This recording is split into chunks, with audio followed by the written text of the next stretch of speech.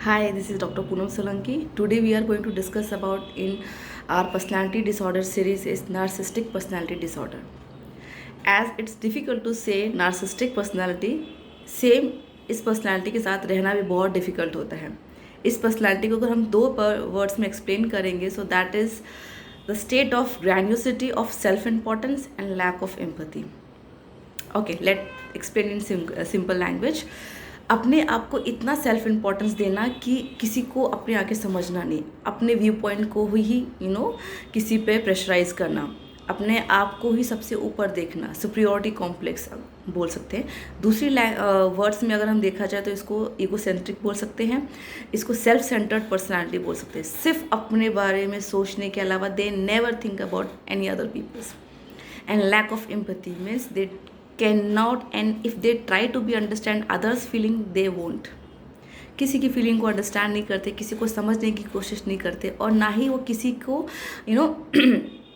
अगर कोई अपनी इमोशनल फीलिंग को शेयर कर रहा हो तो they become very much indifferent, because they always keep on blaming and keep on giving the excuses about कि आप पहले मुझे समझो फिर मैं आपको समझने की कोशिश करूँगा. So it's very difficult to stay that kind of life partner और friends. So this type of narcissistic personality is very difficult to stay with them. लेकिन अगर हम देखा जाए तो इनकी थेरेपी में एक we can help in therapy in terms of giving CBT, जहाँ पर इनके दो टाइप पे हम फोकस करते हैं. पहला इनकी lack of empathy and the self importance. इन दो पे वर्कआउट करके धीरे धीरे इनकी पर्सनालिटी को थोड़ा सा हम चेंज कर सकते हैं. But therapy has to be go for long term. Medication इनको जनरली प्रिस्क्राइब नहीं की जाती है.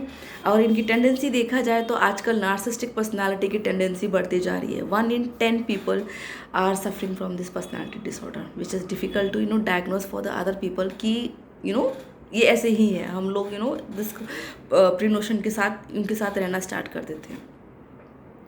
और इनके सबसे इम्पॉर्टेंट वे होता है अपने आप को मैनिपुलेटिव करना. अपनी फीलिंग को खुद मैनिपुलेट करते हैं दूसरों को कन्विंस करने के लिए, सामने वाले को मैनिपुलेट करते हैं अपने आप की इम्पोर्टेंस देने के लिए. अगर देखा जाए इसकी ऑनसेट कब होता है, बेसिकली देख तो ऑनसेट इनका early childhood, but it's difficult to diagnose in the early childhood. It can be diagnosed in teenager around 16, 17, 18. दो जो रेड फ्लैग्स होते हैं, जो सिम्टम्स होते हैं, वो इनिशियली हमें दिखना शुरू हो जाते हैं. But because being a childhood, tantrums generally बच्चों के बिहेवियर्स में होते हैं, या need of attention, self importance, ये सारी चीज़ें बच्चों के अंदर जनरली होती है. तो हम we can't give a confirm diagnosis for the particular diagnosis. Teenagers personalities, teenagers में हम हम कंफर्म करते हैं, या अर्ली अडल्टहुड में. So this is all about the narcissistic personality. So we can summarise if in 2 words.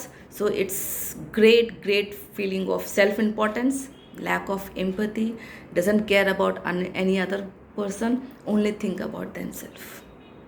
I think this information helps you, and please do share with your friends and family members.